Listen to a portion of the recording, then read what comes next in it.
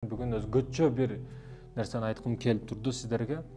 Стресс, депрессия, кайгы капа бүгүн адамдар ушундай нерселерге өтө көп кабылат. Бизнесте банкрот болот, содада иштери жүрүшпөй калат, же аял менен урушуп калат. Айтор өзүндө көп ойлору бар. Неге? Мисалы мен адамдар келет, ошолорго жок деген ушул илимий жактан, билим жактан жардам бергим келет да. Адамды карап туруп эле билесиң, эмне дарды бар ичинде, эмне маселеде келди, ичинде кандай проблемасы бар билесиң.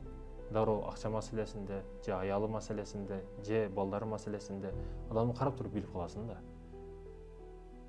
Психолог керек дейт го. Албетте тамаша бул. Айтам да. Мисалы, мындай обычно листтер бар, ак кагаздар бар. Ошол ак кагаздарда мисалы эмне оюңузда болсо. Мисалы адамдар мындай да, бир нерсени кылам. Мисалы үчүн, эмне? Суу бизнес кылам дейт да, суу бизнести ойго салып коет, мынча акча кетет, мынча деп туруп, мээсин артка таштап коет.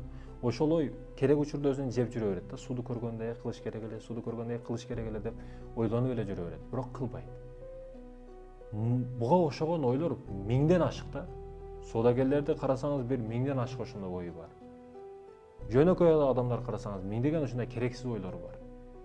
Мени бошотуш керек. Кантип десеңиз, ушундай эле мен жана айткандай ушундай кагаздарга бүт жазып чыгыш керек. Канча оюңуз бар?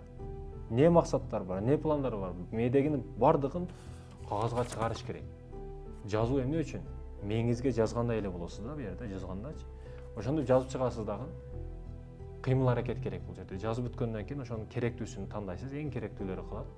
Керек эмесин бүт чекеге ыргытасыз дагы, ошолордун бүт мешекке салып туруп, бияка алып барып күйгүзүп жибересиз. Болду, кутуласыз ушул нерселерден. Анан кийин урматтуу мекендешим, баягы мээңиз бош идиште ага нерсени ыргыта берген кереги жок. Мусор нерселерди же кылбай турган нерселериңизди ыргыткандын кереги жок. Кээ бирөөлөр ушуну ыргытып кое берет да, мусор нерселерди. Ыргытпаш керек, токтотуш керек аны арам ойлорду, туура эмес ойлорду. Жада калса жаман көз карашта дагы бирөөгө карабаш керек. Бирөөнүн кызыны мындай кылып кетем, андай кылып. Бул дагы ойлор. Бул дагы жаман ойлор. Сиздин мээңизди жей берет керек учурда. Ошондой экен, мындай нерселерди ойлорду, арам ойлорду токтотуш керек дагы.